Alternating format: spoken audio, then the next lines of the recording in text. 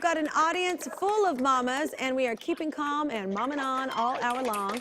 I feel like we're writing a song. I feel like and song rhymed. All right.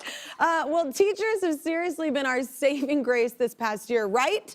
And you know what? Give yourselves a hand if you're also one of those teachers now. My next guests are teachers at the same school. One's been teaching there for 35 years. The other's the youngest teacher on staff. And they say they couldn't keep calm or get through this difficult time homeschooling 4- and 5-year-olds without each other. That's because they're mother and daughter. It's adorable, I know. It's like my mom's dream, I told them, and I just didn't have the patience. Let's welcome Karen and Tai, everybody. How you doing? Hello, we're good. How are you? I'm so good. I'm so happy you're here. Thank you so much for being educators. We're so excited to be here. Thank you. Right now, you live in the same house, but you're doing different Zoom classes, right? Oh, yeah. Right. So how's that going? Well, not only are we teaching from separate parts of the house, there are 5 people in my house. So my husband's Zooming from the den downstairs. My daughter's owns her own business working from her bedroom. My youngest daughter is a teacher's assistant at our school, so she's helping a 5th grade teacher from her bedroom. Ty's in her bedroom teaching, and my dining room is now a full kindergarten classroom with my whiteboards and my books and my flannel boards. And so it's loud and it's chaotic, but It's crazy. I Zoom from my tiny little bedroom upstairs. Yeah. And I have a room divider behind me with all of my classroom decor, so my students have something nice to look at. Yeah. But the other day, I was just about to start my Zoom class in the morning, and then I hear the vacuum going off right outside my door, and it's my dad with the vacuum cleaner, and it's just so loud, my students can't hear me. They're like, Miss Tai, what is all this noise? And I'm like, Dad, couldn't you have just waited like 2 minutes? Yeah. But I mean, we make it work. But can you, and by the way, my dining room is my daughter's school. Like that's where her school is now. We have no dining room anymore. But can you tell us about the school where you teach, Karen? Sure. It's a little tiny school in Los Angeles called Bushnell Way Elementary. We have a small staff of 12 teachers, wonderful teachers, and we're a Title I school, which means all of our kids are free or reduced lunch. So Zooming has been a challenge for our community for sure. And when we first shut down, we had children trying to Zoom on a little cell phone of their parents. But LA Unified has done a really good job making sure every child has a device now. Yeah. But even a year later, it's a challenge for these kids. They get kicked out of Zoom. The iPad's not working. I'll get texts from the mom. We're trying to log in, but we're stuck in cyberland. Yeah. And so it's a struggle, and it's hard for me as a veteran teacher to see what they're missing out on. It's a challenge. But you both go all out to ensure that the kids have the tools for success, right? Can you explain? Right. So, the online tools are amazing, and our school has provided a bunch of those, and we utilize those every day. But nothing beats the hands-on experience that they would get in the classroom. And we try our best to create grab-and-go bags every month when our school is open and allows for this to happen. But in these bags, we put, worksheets, and then our school provides some of the basic materials, but we always want to provide more of like the fun tactile stuff. So we go out, and a lot of the teachers at our school do the same thing, and on our own we buy, like chalk and paint and Play-Doh, and then we try to do those over Zoom to try to make it as fun and kind of give them the real kindergarten experience as much as possible through the screen. Those bags are essential. Like Absolutely. those things are, like you said, like something they can, like tangible. It's so important. And also, teachers are always paying for stuff for their kids. I don't even know one teacher that my mom has either worked with or one of my friends that's a teacher, like any teacher I've ever known, they always come out of pocket, which is a testament of teachers and how dedicated they are.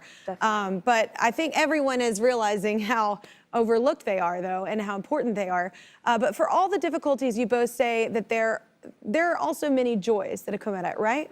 Absolutely. Well, teaching generally is joyful. I mean, I've loved my job for 35 years. And through the struggles, Zoom is also joyful. I mean, I find myself cracking up every day because Zooming with 4-year-olds can be hilarious. Yeah. Like I find myself saying, honey, no, don't take off your pants. No. Oh, there they go. And, Oh my God. And we all By the way, that's up. my son.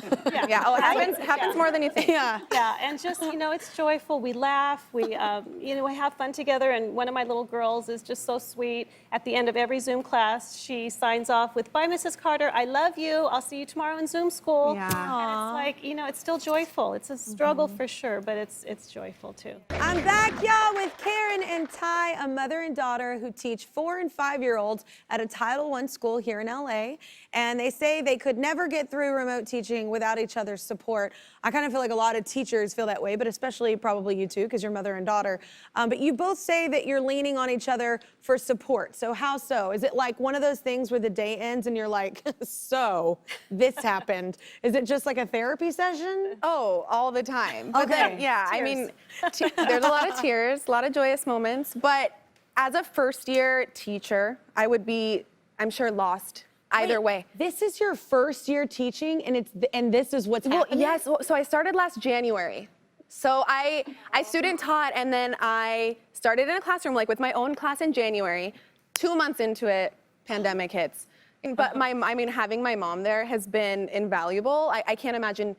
I feel for those first-year teachers who are doing this on their own. You know, I usually have the staff of amazing teachers at our school to help guide me through, along with my mom, but I just lean on her all the time. We're up until late into the night. She spends hours helping me lesson plan, just bouncing things off of her ideas. She really gets me through it every single day. That's invaluable. Like Truly. Karen, what advice do you have for moms trying to keep calm and carry on in this moment? Because a lot of us at home, like you're having to be teachers, and I am not a teacher. Like, and even my nanny, who I've been working this whole pandemic, she's like, oh my God, this is not my forte.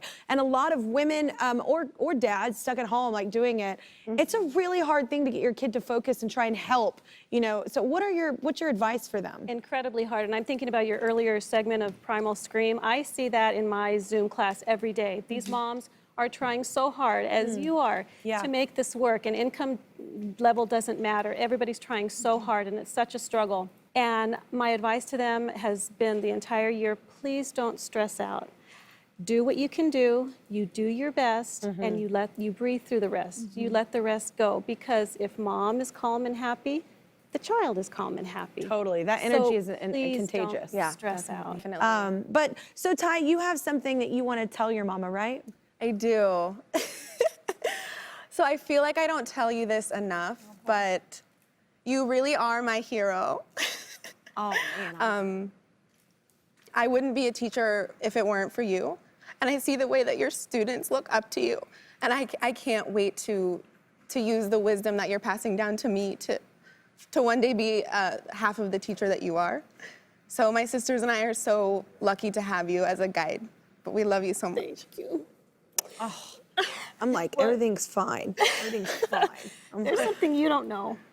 Sometimes I stand outside your bedroom door and I listen to you teach. And I'm honestly in awe, honey, because every day you bring joy and enthusiasm and such love to your children that I stand there and sometimes I get tears because I am truly in awe.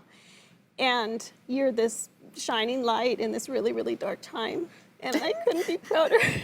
Okay, wait for it.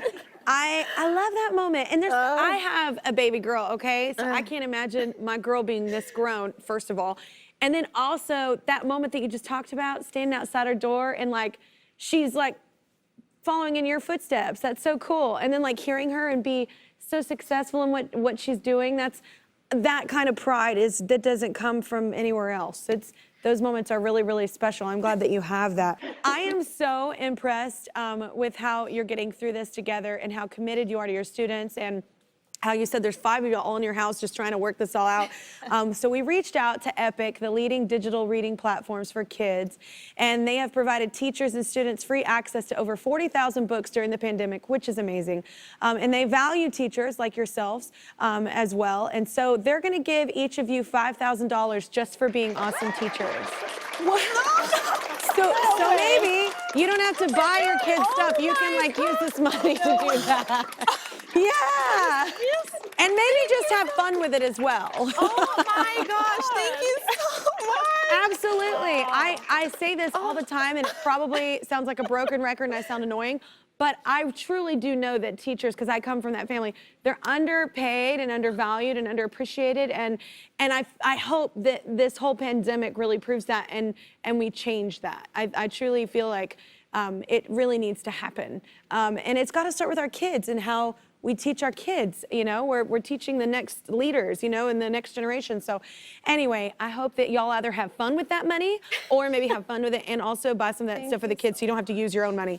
Yep, I'm still here, just waiting for you to subscribe. If you don't, I'll be trapped in this box forever.